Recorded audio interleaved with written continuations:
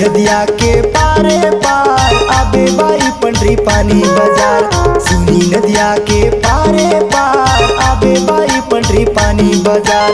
घुंघरू पान बजाग वाले के, घुंघरू पान बजाग वाले के ठेला में करहूँ तो इंतजार। बाजार आबे के नहीं बताना बाई। सुनी नदिया के पारे पार आबे बाई पंडरी पानी बाजार।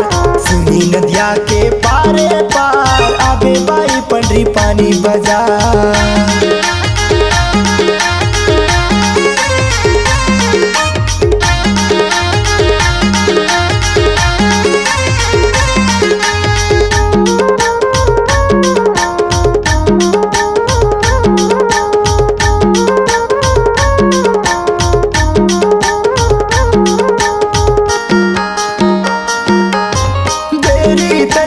करबे सुन बाई देवान पट पर ले आबे।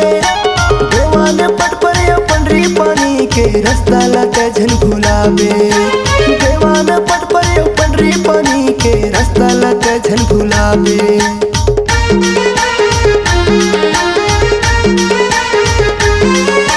देरी ते झन करबे सुन बाई चाड़ा धुरकुटा ले आबे।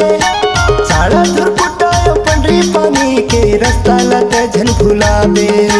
चाड़ा धुरकुटा पंडरी पानी के रास्ता लाते झन भुलाबे।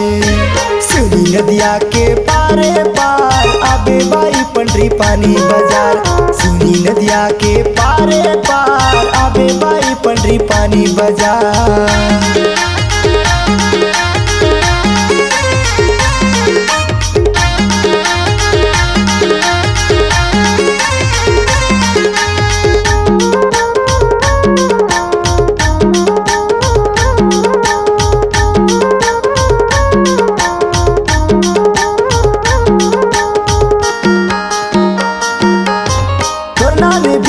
मुंदरी ले देहूँ बाई चिन्हा पहिरबे मोर नाम के। भैया पर नाग मुरी ले देहूँ रानी झुमका ले देहूँ कान के। भैया पर नाग मुरी ले देहूँ रानी झुमका ले देहूँ कान के।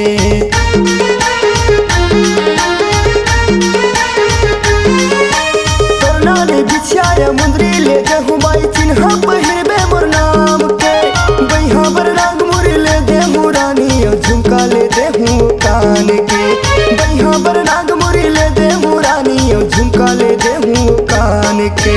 सुनी नदिया के पारे पार आबे बाई पंडरी पानी बाजार।